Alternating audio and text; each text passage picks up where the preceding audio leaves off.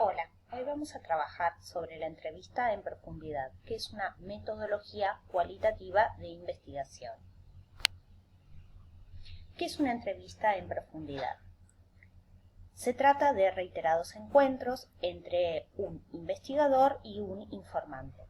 Esos encuentros están dirigidos hacia la comprensión de la perspectiva de los informantes, respecto de sus vidas y de sus experiencias, y esas situaciones van a estar expresadas con las propias palabras del informante.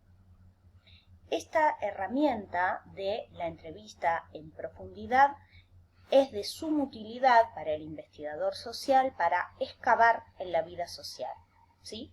Siempre tenemos que tener en cuenta que se trata de un análisis de relatos verbales, es decir, que vamos a estar trabajando con textos, ¿sí? Con relatos, no con meros datos, con lo cual, tanto para construir ese relato como para después interpretarlo, voy a tener que contar con muchos elementos que tienen que ver más con lo humano y la capacidad de discernir y analizar esos datos que con la operación sobre números, sobre cifras. Es por eso que las entrevistas tienen una serie de desventajas. ¿Por qué? Porque nosotros podemos estar sometidos a las falsificaciones, los engaños, autoengaños o distorsiones que los informantes realizan sobre aquello que están narrando. Y sobre todo porque vamos a estar trabajando con una dimensión totalmente subjetiva y en absoluto objetiva sobre ese tema que nosotros queremos trabajar.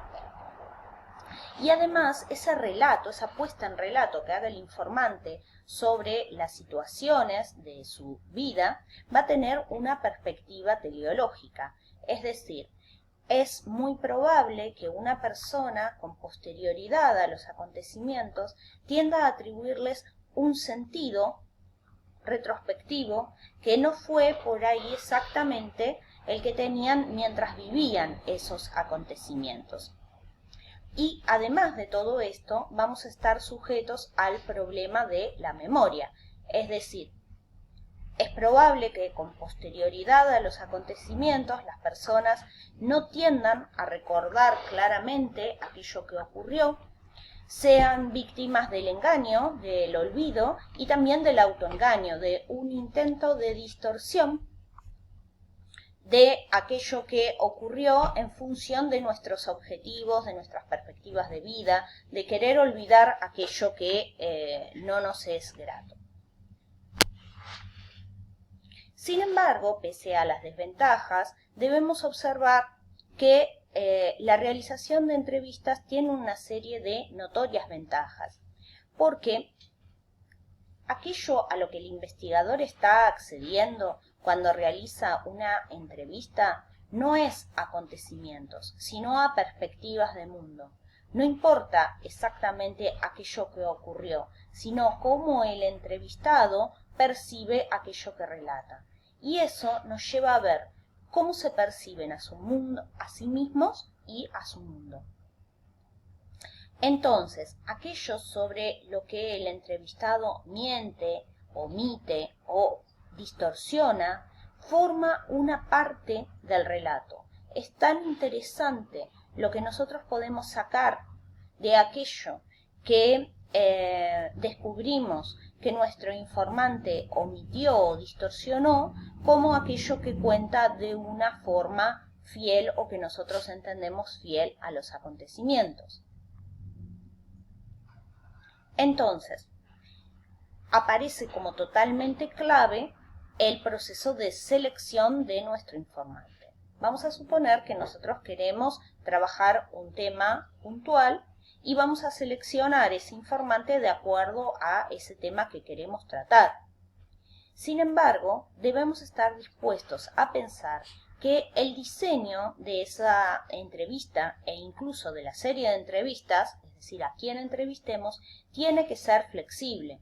Nosotros tenemos que pensar a quién, cómo ¿Y qué obtendremos de esas entrevistas? Sobre todo con un efecto de bola de nieve. Vamos a suponer que nosotros estamos entrevistando a madres adolescentes y cómo atravesaron ese proceso. Tenemos que pensar una serie de entrevistas, pero también tenemos que pensar que es probable que un informante que nosotros creíamos clave por ahí no tenga ganas de hablar o no nos puede ofrecer aquello que intentamos obtener, aquello sobre lo que intentamos informarnos. Entonces vamos a tener que utilizar métodos en sistema de bola de nieve que un informante nos lleve a otro. Por ejemplo, por ahí esa persona no quiere hablar, pero conoce a otra que sí lo puede hacer, ¿sí?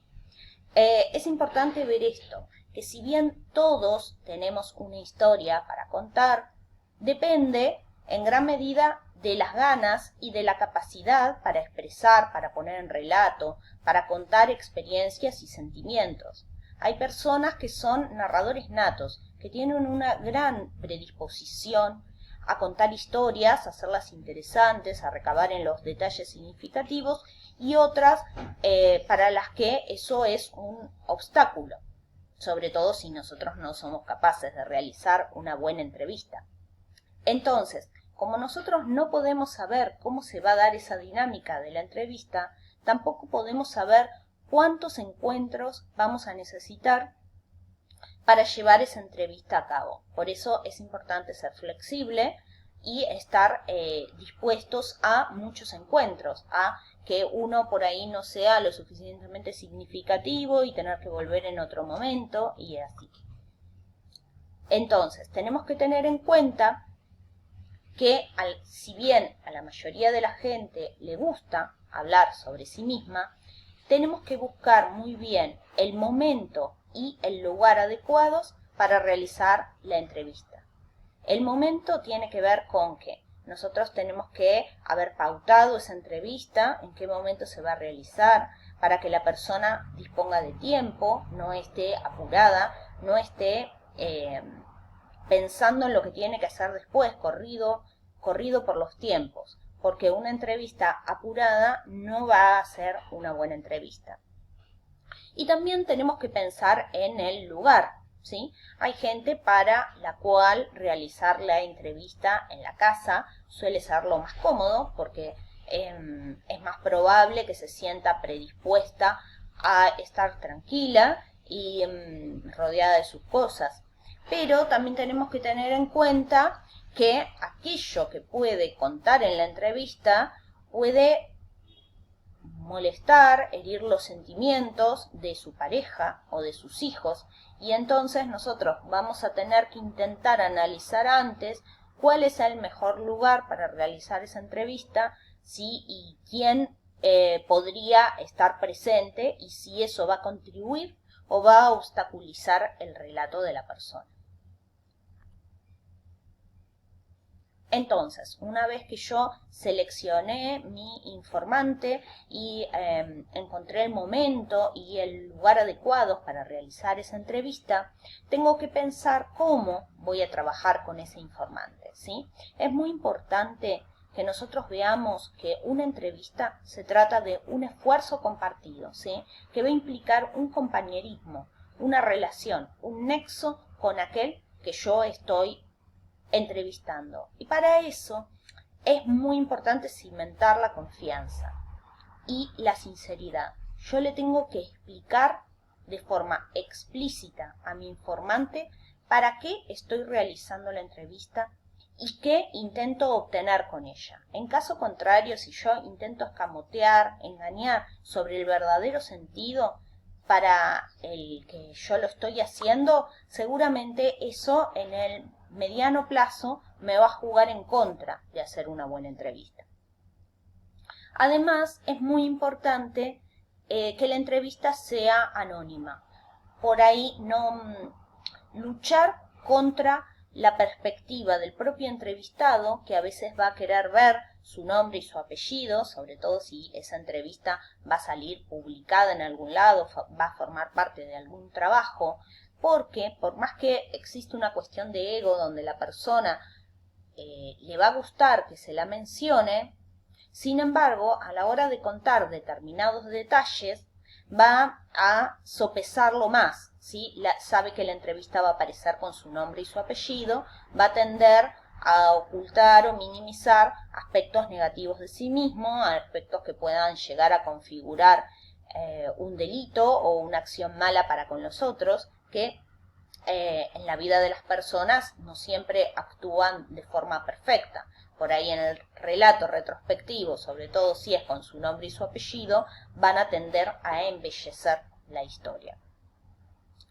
Entonces, en ese proceso de trabajar con el informante, donde nosotros lo que tenemos que hacer es hacer crecer la confianza entre las partes, es muy importante o suele funcionar muy bien darle acceso a los borradores y prometerle acceso después al trabajo final de la entrevista. Porque incluso en ese cotejar borradores o papeles de trabajo, es usual que el informante pueda ofrecer información adicional. Al releer la entrevista se acuerde de algo que se había olvidado de contar, pueda aportar incluso a esos papeles de trabajo y transformarse él mismo en un co-redactor de ese trabajo. Colocado ya en situación, entonces elegimos el lugar, elegimos el momento y creamos un clima propicio para trabajar en la entrevista. Nosotros decíamos siempre que una entrevista en profundidad no se trata de una serie de preguntas como si fuese una encuesta, ¿sí? Se trata de un cuestionario abierto donde nosotros vamos a dejar hablar a las personas. Sin embargo, es importante que nosotros tengamos una guía mínima para trabajar, que nos permita no olvidarnos de preguntarle nada central. Pero tenemos que colocarnos en la situación de cómo hacer que esa persona comience a hablar sobre sí misma. Una buena técnica es pedirle que describa una situación, un lugar o una persona. A partir de esa descripción de una situación, podemos tener un buen comienzo o disparador para una entrevista. Otra técnica adecuada es pedirle que nos narre un día típico, ¿sí? Vamos a suponer que estamos hablando de un trabajo, queremos que esa persona nos describa su trabajo, le podemos pedir que nos describa cómo es o era un día típico de trabajo en la vida de esa persona. Otra técnica que suele funcionar muy bien es pedirle a la persona que trace una cronología básica de su vida. Entonces, al entender cómo la persona está estructurando y entendiendo su vida, qué etapas internas nos puede ofrecer de su vida o de un determinado acontecimiento, vamos a entender cómo está entendiendo su propia vida y cómo está organizando la información. Entonces, en esa cronología, también los silencios y las omisiones van a ser muy importantes. Vamos a ver que si esa persona omite referirse a un periodo en particular de los acontecimientos o de su vida, seguramente sea en ese momento donde nosotros, con sutileza, con delicadeza, vamos a tener que insistir, porque seguramente es ahí donde esté lo más jugoso y lo más importante.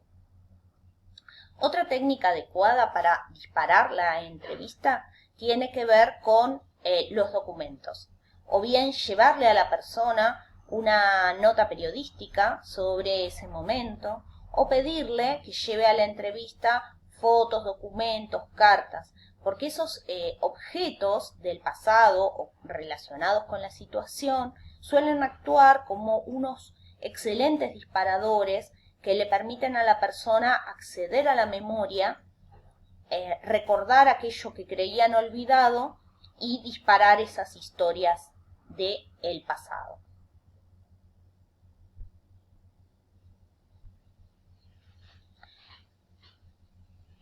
Entonces, nosotros tenemos que ser capaces de, cuando realizamos una entrevista, dejar hablar a nuestro interlocutor pero también establecer controles cruzados que nos van a permitir